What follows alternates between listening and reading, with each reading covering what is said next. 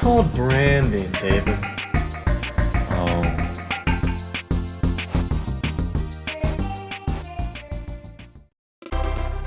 Hey, what's up, guys? This is Super Retro Bros here.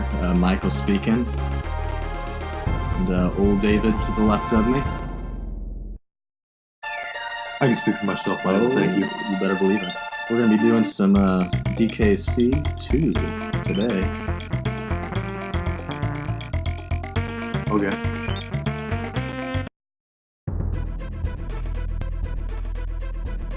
Alright, Pirate Panic. It's practically prophetic. Impractical Jokers. Oh, man. So I know that those 4 windows, there's like one of those funkies, like, trivia questions that asks if there's like 4, 6, or 8. Really? Yeah, that's one thing that's always stuck out in my head. I don't know why. Beats me. It's one of the easier trivia questions too, so... Look how detailed the water is in the background. You don't Oh, pay I much. know. You don't pay much attention to that, but I mean that looks like an emerald sea, and it doesn't even matter that this is what a 16-bit video game. I mean that having the different layers of colors, like really gave it kind of an ocean wave feel. And the ship is constantly moving like up and down, so it's like the illusion that it's on, well, waves. You're right. Which is sick, actually. It's really cool, man. I tell you, the detail, the attention to detail is uncanny. Well, there's a reason Rare was hailed as the kings of the 90s. You know what? Thank you for the reminder. I keep forgetting that Rare did Donkey Kong, even though I looked clear as day. I saw the symbol at the beginning. I feel that. I always liked that, like, hologram with Rare. Yeah, I don't know if did the first one do that? it did. But it had, like barbaric, like, jungle music, right? Oh yeah, the first one was very jungle driven. Like this, it's interesting because the first one was really the purest Donkey Kong Country game. It was actually Donkey Kong Country. Yeah, it's animals in the jungle. Whereas this, it's like, okay, let's take all the characters from that game and put them in a different environment. What a great idea. Oh yeah. Who would have ever thought that, but Rare? Rare's Where else brutal. for Quagmire? Well, I mean, look at you look at Banjo-Kazooie and then what they did with Banjo-Tooie. I mean, even if you didn't think the sequel was better. There's people that think Kazoo is better.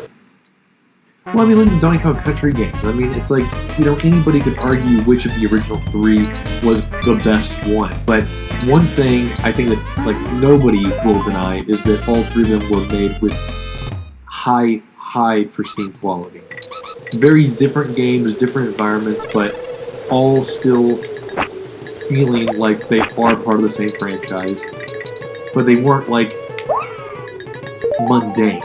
Well, I think that might be, I mean, at least with the first 2, like, the first one is all on DK Island, and, like, where the second one takes place was pretty much in the first one. It starts off on the boat, Gangplank Galleon, and in this one, you go from the boat to, Crocodile Isle. Is that what it was called? It was something like that. Well, Was that the name of it? I can't remember if that was the name of the second world, or if that was the actual, like, island. The lava area, the cauldron. Right. Yeah. Oh, that was Cauldron. So I'm pretty sure it is Crocodile Isle is the actual. Now I wouldn't bet like my sack on that, but I'm pretty certain that's the dealio. What was my point in bringing that up? Oh, the third one. That one has always kind of felt out of place to me. Well, because, it is a little bit out of place. Totally different location. At the same time, it works. Oh yeah. And it's like you were just saying, how this is like the first one's the real Donkey Kong Country. Yeah. This is like Pirates of the Kongs. Yeah. You know what I mean. Oh yeah. So I don't know. That's neat. Pirates of Donkey Kong Country. Pirates of Donkey. Oh, that's actually a sick title. That's what it should have been called. Yeah. Pirates of Donkey Kong Country. Yeah. You know what? I applaud that. That was great. Thank you. Just came up with it. I don't have a name for the third one. Pirates of Donkey Kong Country. Or was it Isle? I already forgot. It's okay. It's still genius either way, man. I appreciate that. Yeah, let's get this bonus barrel and get the fuck out of here. Collect those motherfucking stars. What is your problem, dude? I don't know. I've been up since like What is 5:30. What do these monkeys do to you? Dance for me, monkey. Give those stars.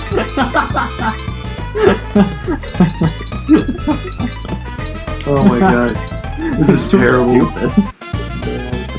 I love those medallions too. Again, very piratey. Pirates of the Caribbean. The original was all about medallions. Cursed medallions. That's weird. Why do they call DK coins? Like, who manufactures that? It's like, he was kidnapped too. He couldn't have been that smart. And what? And they weren't even in the first one. He just was a blacksmith. Put these things together. When he found out that DK was like captured, I guess he thought the price might go up, so he made 40 of them. He just left them around.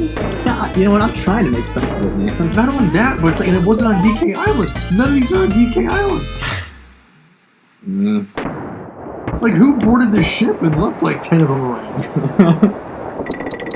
I don't know, man. Maybe like the ones on the ship could have been from the first game, I guess. If like DK just had them, like I don't know when they left the ship. I don't know. Why am I trying? There's no explanation. Yes, what? I'm just still fascinated by the background. Watch it on the computer screen. It's so much crisper. Wow. That I'm telling you, it looks like real water. As far as a video game. I hope when it renders to YouTube, it still looks good.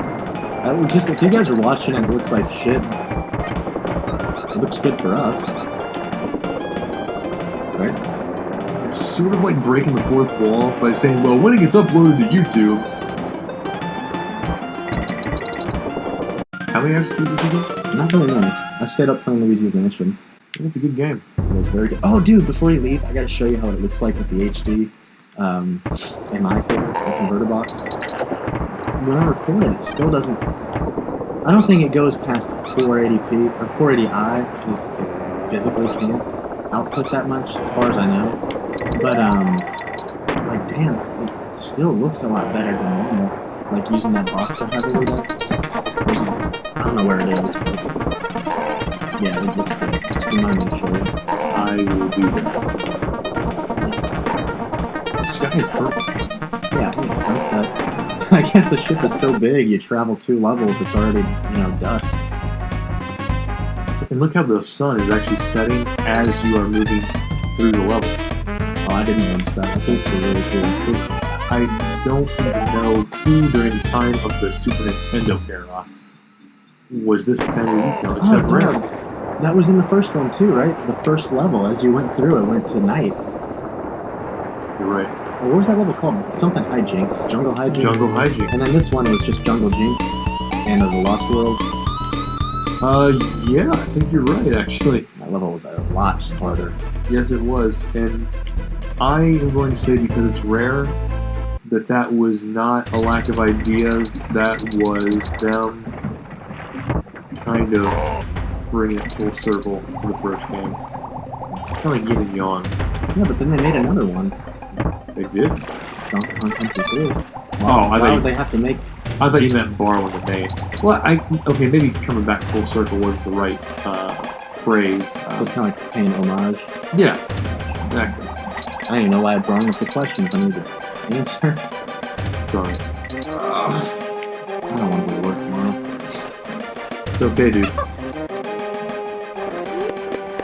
You know what's really interesting? Ungard is the only character besides Rambi the Rhino that I think made it into this game as far as a character to ride. Like, Winky was not in here. Espresso was in the remake. Espresso was in the remake, but was not in this one or the third one. In fact, by the time you get to the third Donkey Kong Country game, Ungard's the only original one to have made it. Like, from all three. They did axe Randy, didn't they? Yeah, Ellie the elephant was kind of the... Which, you know what? I hated her as a kid. I love her now. Oh, yeah, she's wonderful. Yeah. In fact, I gotta sneeze. But excuse me. Bless. Thanks, man. Like, I remember as kids us bitching about, like, in the first Donkey Kong Country game, you never turned into the animals. You'd only ride them. Right. We liked that. Right. Which, I mean, I'm assuming we still do. I do. we would talk about how, like, in the second one, they introduced the transformation, and at that time in our lives, I didn't like it. I don't know if you did. And then we both would complain that in the third one, you basically could ride Ellie in, like, the first level, and then every other animal buddy you transformed into. Yep. But honestly, like, the last time I played these games, maybe a year and a half ago, 2 years, like, I kind of like the transformation. I kind of prefer it, actually, because the level is specifically catered to that animal. Oh, yeah. Like, you can't tell me playing as Espresso in that level with the, what are they? The Minky Kongs? You can't tell me that level was built around using Espresso. It's awful. Right. You're right. But, like, playing, That was a... something Orangutanga. I remember that level. Yeah, I remember that now, too. It was like sunset, like dusk. Those had some really nice names. Yeah. Like, all three games did, but especially the first one. Look at this, man. Literally 3 levels. I played as Rambi, Rattly, and On-Guard, whatever. I forgot to mention Squitter. Squitter was in this one, and he was in the third one. I like Squitter. So he's not the only one that carried over into a second game, but still at the end of the day, On-Guard I think is the only one that made it to all 3. Squawks was all 3. Dude, you're right. But the first one doesn't really. The first one you forget he's even in there though, because 1 level or 2. It was. I only know of 1 level, and he just held the light, the flashlight, as you navigated the cave. Man, that was a hard world. It was the 5th one, right? The glacier. It was the snowy glacier, but the level was not one of the glacier levels. It was like a regular cave. That was really cool, but I don't remember ever seeing Squawks in any other level in that game. So, I mean, if that counts, okay, then he was in all 3. But he's at the very least in 2. But oh yeah, absolutely, he was in 2 and in 3. But in 3 they kind of downplayed him just a little bit. I feel like they really used him as a main guy like a main animal buddy in the second one. Well, especially because he had the purple counterpart, which sucked balls because he couldn't shoot eggs. Well, the purple counterpart was in the third one as well. I didn't know that. Yeah. Oh yeah. There's the level where you just like carried the barrels. Yeah, that was in the Lost World, wasn't it? I think there was a Lost World one, but I think there was also one just like. Gosh, I don't know if it was. It was definitely one in the Lost World. Well, Krematoa is what we're talking about. The volcano. They had to Krakatoa. Right. Oh, so it wasn't called the Lost World? Oh, well, it was colloquially referred as the Lost World. Like when Blunder, was that the bear's name? That like would he was the one that always like would give away the secret on accident. They'd be like, looks like I left the cat out of the bag. Let the cat out of the bag. It was after you defeated Eric, the spider. That was a really clever name for him. I know, like for arachnid. I don't think I understood it until like last year, though. Unless his name is Arak, of course, then there might be some confusion if you pronounce it that way. but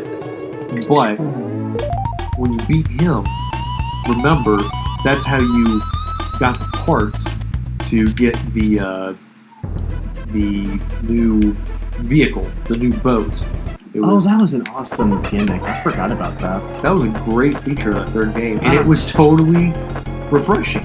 It was like nothing you saw in the predecessors. That's what makes Rare such a, well, to turn a phrase, rare video game developer, especially third party, because you never got bored with any of their stuff because they never rehashed anything. I mean, they would, even with the characters, it was like, well, we've already used Diddy in 2 games, so, let's throw him out in the third one, but we'll borrow Dixie, since she's only been one of them. That was something I didn't like, even now I don't like. Which I understand, because you didn't like Kitty as much as Diddy or Donkey. But I don't mind the idea of another character, it's just Kitty sucks. Oh, yeah. But the point is that they did not want to rehash anything. They would borrow certain elements, but at the end of the day, they would cut a main character if they thought that it was going to hinder the game from being original enough, I guess. Yeah, they cut the titular character of Donkey Kong. Yeah. How the hell did they get away with that? I can understand for this game because it's like a rescue mission. Like, Right. you know, it's like Mario is missing. But Right. how did they get away with it for the third one? Well, the third one was more subtly a rescue mission. You didn't realize that you were on a rescue mission. I think You're just kind of chilling. you're just kind of chilling, and it's kind of like, hey, Donkey's doing his thing with Diddy. It was almost like a side story. It's almost like a side story, kind of like Majora's Mask with Ocarina of Time, except that's with the same character, main character, hero. But if you notice, the third Donkey Kong game, or Donkey Kong Country game, Get those stars, monkeys. it's not even Donkey Kong Country. They're in Bear County, or whatever you call that. They're all a bunch of bears, you know? It's obviously a different part of the world. So, you know, why would Diddy and Donkey be there? It made sense that you were just kind of doing your own thing, and Funky is kind of a vagabond. He's like a surfer dude, you know, just kind of a drifter. The only time I've ever heard vagabond outside of what you just said, I remember one time Jay Peterman called Kramer that when he thought that he was supplying Elaine with opium. Yes. He said, "Get out of here, you vagabond." I think that was the episode. I don't remember. I remember that. No, dude. And then I'll shut up, and I don't mean to bring SoundCloud up, but it was the episode where he was telling those stories. He sold his stories, and when Kramer was trying, he was trying to get him back. He called him over the phone and he said, "You know what? I don't need your stories anymore. You take back your tales, you vagabond." And over the phone, you hear him go, "Yippee-ki-yay," and then he hangs up. I knew it was something. I forgot exactly what he had said, like Yo-Yo Ma or something. So Yo-Yo Ma. That was funny. That was season, I don't remember, but he got hit in the head with that baseball, right? Yep. I remember it was that something with the land, Mr. Little. What were you saying? I didn't mean to cut you off. What were we talking about? Something about this game. Oh, so, you know, you've got Funky, who's kind of a drifter, you know, just blows into town, makes a little business, and then moves on, you know.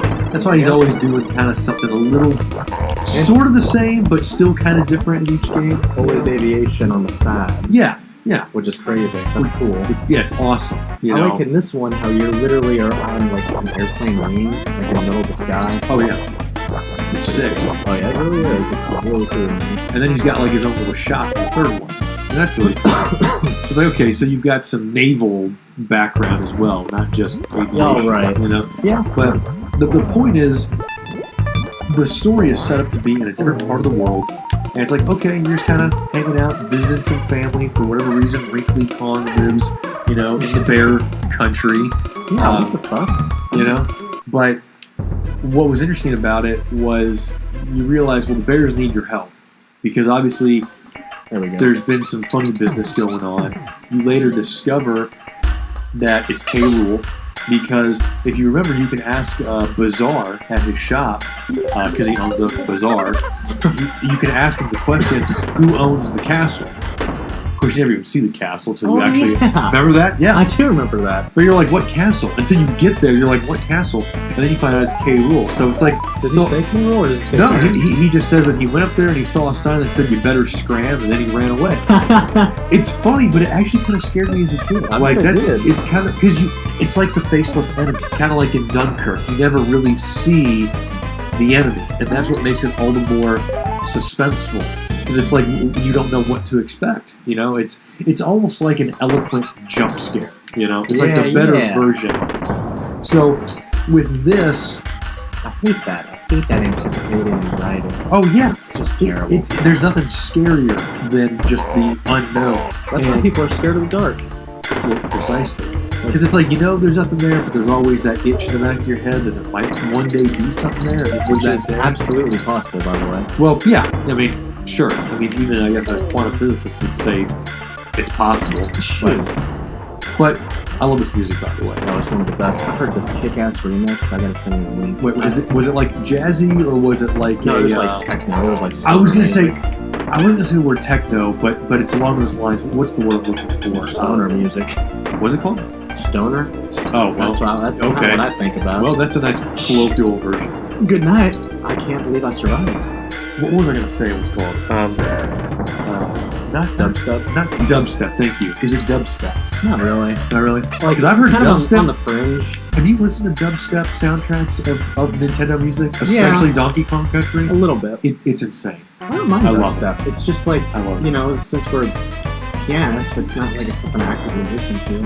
I like to listen to stuff I can imitate, Right. but still, you know, I get those moods. I can get into dubstep, especially when it's Nintendo music. Well, you can make dubstep with GarageBand and a keyboard. You just have to study some of the sounds, I think. I literally mean, like, even on like my GarageBand, you can look at all my files, and it's all just piano music.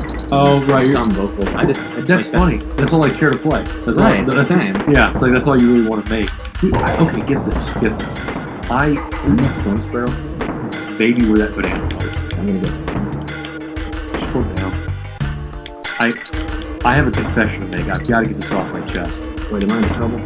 Oh, Mama, good idea. Yeah, I do remember this. So, get this.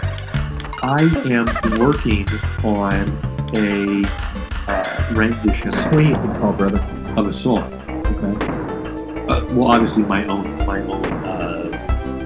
version, my own rendition of a composition. And I'm trying to remember what the tune was. It was a Nintendo tune.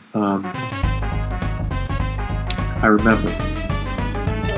I was doing some Sonic music, and I wanted to go real orchestral jazz with it. I think you and I had talked about it once before. Make an orchestral jazz where you actually have, you know, the powerful horns and violins, so it's like a symphony, but you still have some jazziness to it. And I tried doing it, and I'm like, man, it sounds like there's a bit much going on. Okay, so I silence all the instruments, and I make an additional track of just the piano playing the chords and the melody. Okay. In the one piano? Yeah, on one piano. So instead of doing, like, I had the one track where it was piano just playing chords, and then build the symphony around it with, you know, the brass and the strings and, you know, the other percussion instruments as well as the woodwinds. So all full parts. But there's something about it that just, it lacked some charm that I was searching for. And as soon as I mute all the tracks including the piano, and I make a whole new track as a piano solo track where I'm playing the chords and the melody. So this is like the song. I listened to both versions and I realized this sounds 100,000 times better with just the piano. And I don't know if I'm biased or prejudiced, or if I'm just hung up on myself and it's an ego thing, or maybe I am just very limited in my skills as a composer and just realize that, you know, maybe piano's all that I'm good at. But for whatever the reason, I'm telling you, I felt 110% full-blown confident that the piano solo track was everything that the orchestral jazz could not do. So, like, that could be the thing. Like, sometimes, I mean, this is literally, from what I can gather, this is your big point, is that sometimes less is absolutely more. Oh, I would say very much 90% of the time that would be true, maybe 100%. Because what you do is you can pack all the fat on, and then you start to cut away. So you do a lot, and then you lessen a lot. Makes sense. And that's what it comes for. You know, it's like packing on a bunch of weight and then trimming the fat. Well, you weigh less now, but you look better, right? Because the muscle is cut rather than fatty. So, you know, fatty muscle versus lean muscle. So all the babes will watch it. I feel like with music, you know, you can write it and pack on the weight, but then you have to go back and edit it and trim it. Yeah. I think editing. I think that it is just. I think it's just implied that you have to take away to edit. I don't think it's just an adjustment. So maybe that's too black and white. But in my experience, I'm very good at making piano, and I think I'm going to cut the orchestral part, and with my own, you know, what would you call them? You know, my own cathartic endeavors with my music channel. I'm just going to go with jazz piano solo renditions of music. Do you have any out right now? Primarily in video games. Yeah, well, the Sonic stuff I have. I mean like new stuff, or is this old stuff? The newest one that I recall, although my memory's fading slightly, I know that I did T-Call's thing from Sonic Adventure. That was like 2 years ago, bro. Was it really? Yeah. I'm pretty sure I was still dating Olivia. Well, someone commented on it yesterday and requested a new song, and this is all organic. Like, hey, it's only 2,000 views, but it was organic. I did nothing to share it. But they requested it, I dedicated it to them, and they said, love it, gonna share it with everybody. And hey, 2,000 views later, right? So, organic traffic is the way to go, especially with YouTube influencers, man. So, it's a beautiful thing. But that's what's great about these games. You go back, you look at these tunes, and I don't know, it's great. It's just very great. I think that less is more, and when you play the Donkey Kong Country games, even the music, as simple as it is, there's something about it that's compelling. You remember these compositions. Like with the older games, definitely I think a lot of that's filled with nostalgia. Not that it's not wonderful, because it's wonderful. Love every bit of it. But I think the reason you don't see it as much in games today is because we're grown, man. We're grown-ass men. Our memories come from the 90s and the early 2000s. That's fair. But you still can't deny because it's compositions like, of course, the Sticker Brush Symphony goes without saying. That is an exception. That's a masterpiece. That is a masterpiece. Aquatic Ambience, you have to give that credit too, from the first Donkey Kong. E-flat major. It was E-flat major, but it starts on a C minor chord, I believe. Does it really? It might, unless I made C minor 9. Yes. So it's pretty much the same thing. Well, yeah, you're right. You're right. Yeah, it's like an E-flat major 7. Nuts. I know, dude. I love it. I tell you, it's all numerical. Well, I know that if you've made it this far, it's because you care about music as well. Because most of you probably bolted once you saw Wrinkly. But we're having fun. I hope you are too. I wish we could say the chat. We're running low on our gigs this time. We are. I tell you what, next time we're gonna finish up Crocodile Cauldron. We still didn't fucking check. We still don't know the name. And then we looked at it and didn't even process it. Next episode it'll be Creme Quay, and then finishing up this world, whatever it is, and the bee carnival. Exactly. Whatever you want to call it. Crazy Kremland. And then Kremland, right? Kremland? Is that what you're saying? Like Kremland, Kremland? Exactly. That's awesome. Then the next one is some ghoulish thing. I can only remember the level names, like Parrot Shoot Panic. The second level with the railroad, train. The haunted track. That was. No, why are we still talking about this? You guys don't care. We really got to go. We'll see you next time. Hope you learned something. You got anything else? We will see you when you come back. This one's for the troops. Yes. And for the mothers of the troops. Mothers, yes.